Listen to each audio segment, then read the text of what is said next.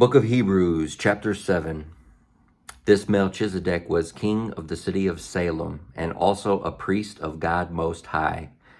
When Abraham was returning home after winning a great battle against the kings, Melchizedek met him and blessed him.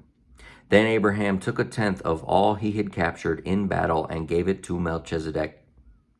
The name Melchizedek means king of justice, and king of Salem means king of peace.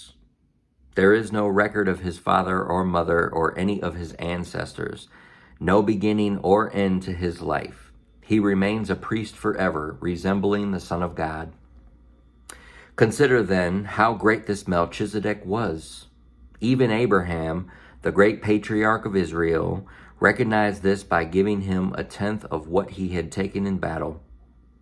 Now the law of Moses required that the priests, who are descendants of Levi, must collect a tithe from the rest of the people of Israel, who are also descendants of Abraham. But Melchizedek, who was not a descendant of Levi, collected a tenth from Abraham. And Melchizedek placed a blessing upon Abraham, the one who had already received the promises of God. And without question, the person who has the power to give a blessing is greater than the one who is blessed. The priests who collect tithes are men who die. So Melchizedek is greater than they are, because we are told that he lives on.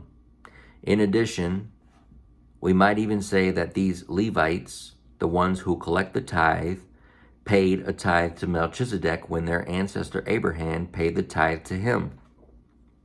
For although Levi wasn't born yet, the seed from which he came was in Abraham's body when Melchizedek collected the tithe from him.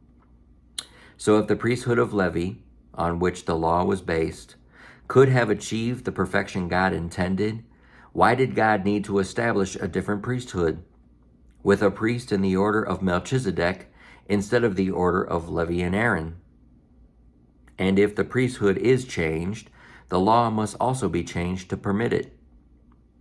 For the priests we are talking about belongs to a different tribe. Those members have never served at the altar as priests.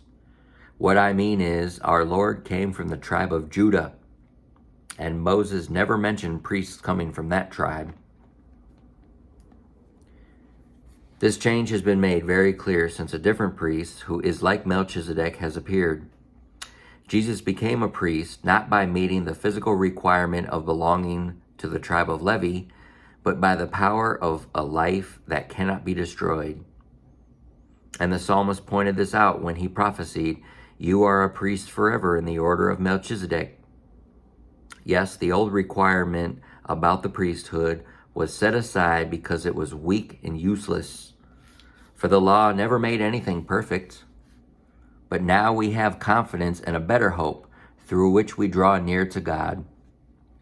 This new system was established with a solemn oath. Aaron's descendants became priests without such an oath, but there was an oath regarding Jesus. For God said to him, "The Lord has taken an oath and will not break his vow. You are a priest forever." Because of this oath, Jesus is the one who guarantees this better covenant with God.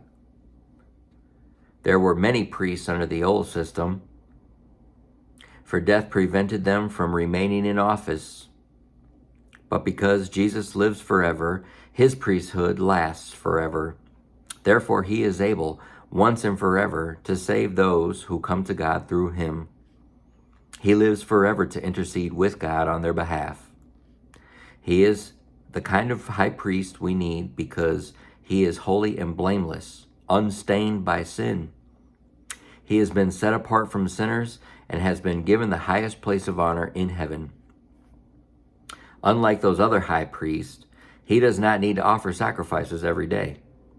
They did this for their own sins first and then for the sins of the people. But Jesus did this once for all when he offered himself as the sacrifice for the people's sins. The law appointed high priests who were limited by human weakness. But after the law was given, God appointed his Son with an oath, and his Son has been made the perfect high priest forever.